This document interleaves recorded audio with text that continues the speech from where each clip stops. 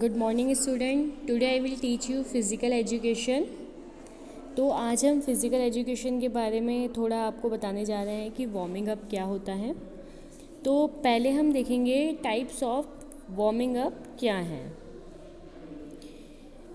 There are following types of warming up. Passive warming up. The main aim of passive warming up is to increase the body temperature without performing any physical activity. In passive warming up, the body temperature is increased usually by external means such as by warming, heavy uniform, massage, hot water, steam, sunlight, hot drinks, etc. Performing passive warm up by these means is beneficial because there is no expenditure of energy is the process of warming up. However, active warming up is necessary for getting good result along with passive warming up. तो पहले हम जानेंगे warming up क्या है। तो जो warming up है, warming up के प्रकार। वार्मिंग अप के निम्न प्रकार है। निष्क्रिय वार्मिंग अप।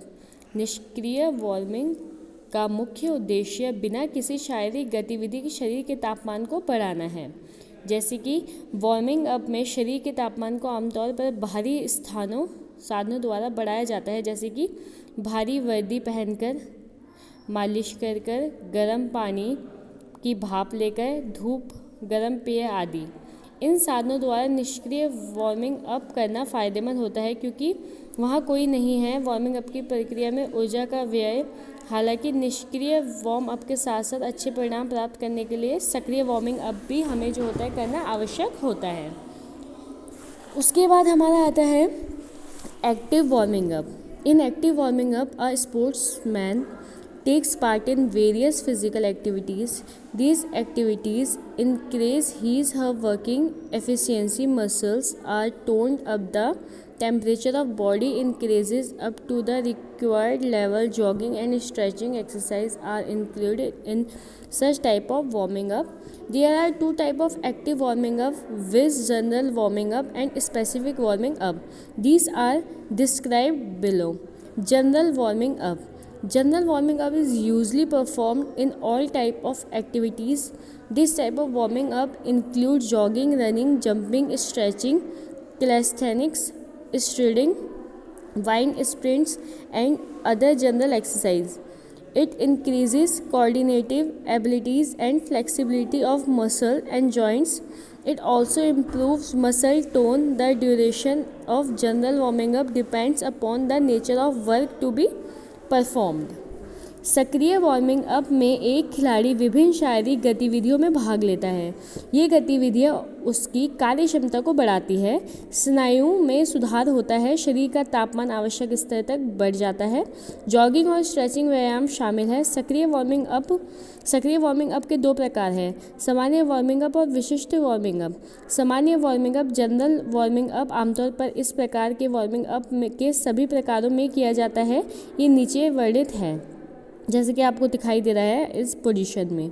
गतिविधियों इस प्रकार के वार्मिंग अप में jogging, running, jumping, stretching, callisthenics, striding with sprint और अन्य सामान्य व्यायाम जो होते हैं वो शामिल होते हैं। यह समन्वय क्षमताओं और मांसपेशियों और जोड़ों के लचीलेपन को जो होता है वो बढ़ाता है। यह मांसपेशियों की टोन में भी सुधार करता है। सामान्य वार्मिंग अप की अवधि प्रदर्शन की जाने वाली कार्य की प्रगति पर निर्भर करती है। स्ट्रेचिंग एक्सरसाइज, कैलेस्थेनिक एक्सरसाइज और जॉगिंग। उसके बाद है warming up and limbering down. Meaning of warming up. Warming up is usually perform to do an activity in most refined and efficient way. It is a short-term activity and it is done prior to any competition for training. It helps the sportsperson to prepare physically, mentally and physiologically for any type of training of competitions. In fact, it is necessary to prepare those muscles which are involved in that specific activity, sports or game. If proper warming up is done, muscles become ready to respond efficiently. It is a process in which muscles are warmed up by running, jogging and indulging in some free hand exercise prior to the training or competitions.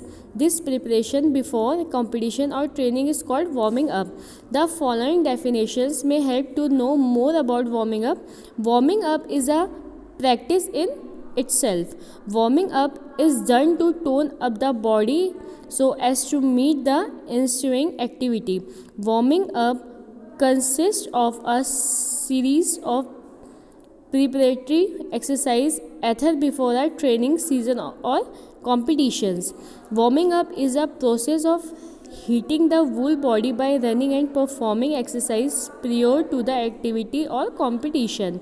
Warming up is a preliminary exercise of physical and mental preparation for a strenuous exertion.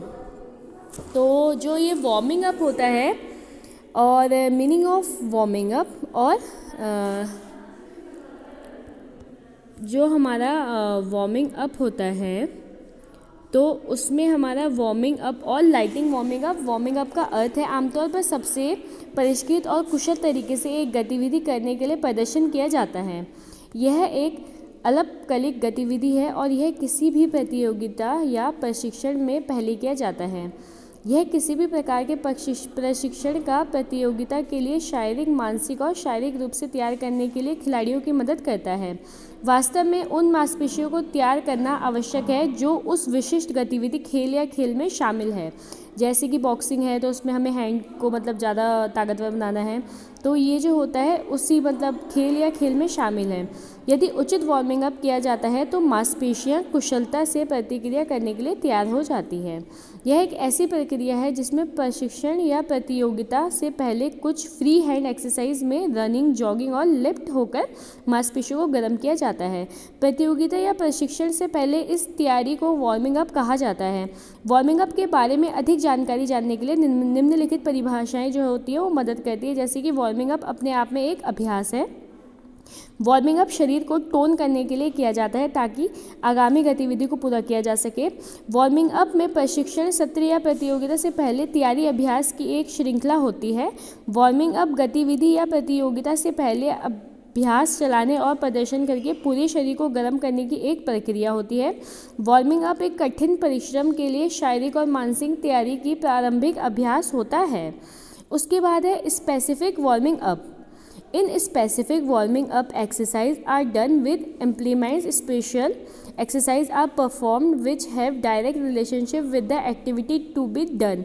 These specific exercise are performed after the activities of general warming up. Specific type of warming up differs from activity to activity or game to game. For example, a sprinter may take few starts and run for short distance before the actual competitions.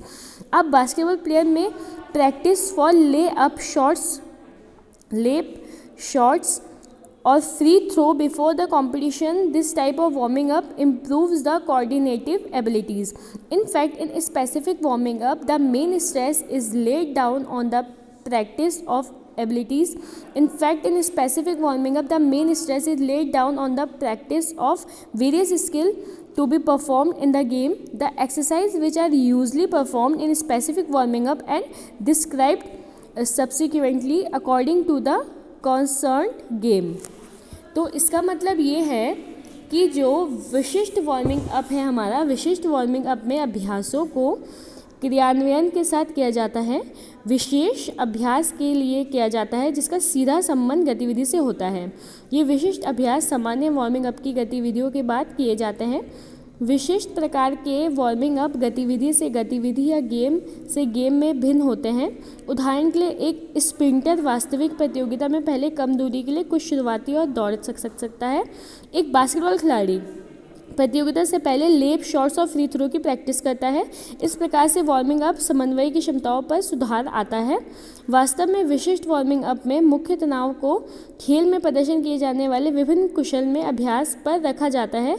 अभ्यास जो आमतौर पर विशिष्ट warming up में किया जाता है संबंधित गेम के अनुसार बाद में वर्णित किया जाता है। जैसे कि कोई भी गेम है, अगर बास्केटबॉल है या कुछ भी है, फुटबॉल, तो उससे पहले मैच से पहले जो होता है 2-3 मिनट का टाइम दिया जाता है वार्मिंग अप के लिए ग्राउंड के अंदर, कि इंसान वार्मिंग अप हो जाए, अपनी पोजीशन सेट कर ले और उसे कैसे कैसे खेलना है वो सोच ले, डिसाइड कर ले। तो ये सब हमारा वार्मिंग अप में आता है।